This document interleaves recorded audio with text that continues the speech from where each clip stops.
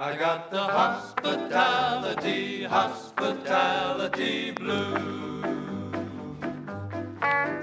Man, I tell you, I'm feeling mighty low.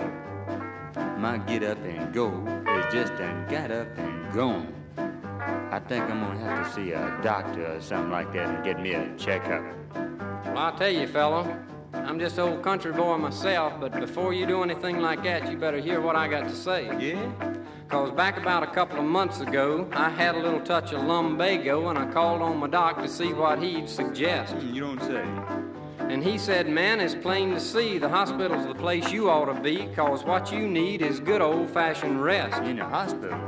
Well, when I got there, I had an interview, and I figured they were sent by the revenue 'cause they was most concerned about my finance. About your money, huh? The nurse gave me this hospital gown to put on, and I figured she must not have thought I was grown. That thing was so short, I had to leave on my pants. Wow.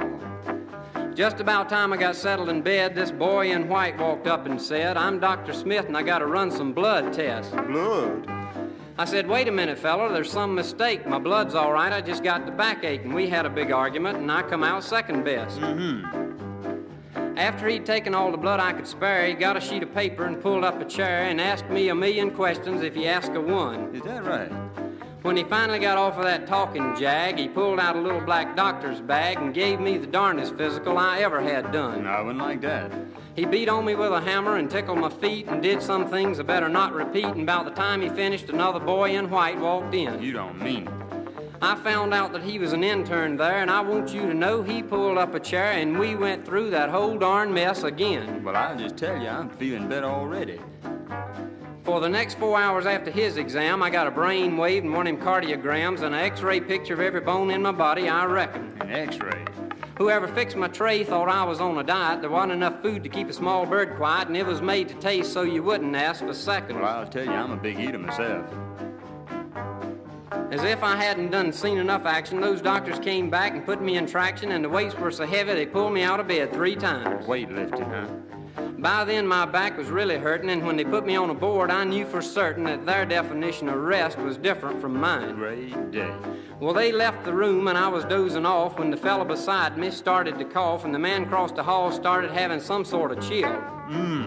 When they finally got quiet, I dozed off again, and in a little while, that nurse was back in and woke me up just to give me a sleeping pill. Well, was she cute? About 5 minutes after the nurse had gone, somebody down the hall cut a radio on, and so I rocked and rolled for the rest of the night. About 6 the next morning, that boy was back in, put a tube in my stomach and drew blood again, and the nurse gave me a shot that knocked me out like a light. When I came to, I thought I was in a tomb, found out they had taken me in the operating room, and right then and there, I knew I'd had enough rest. Almost dead, huh?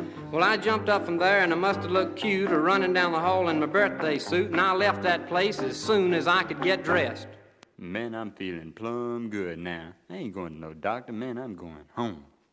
Well, I'll tell you, if you're half dead, you got nothing to lose.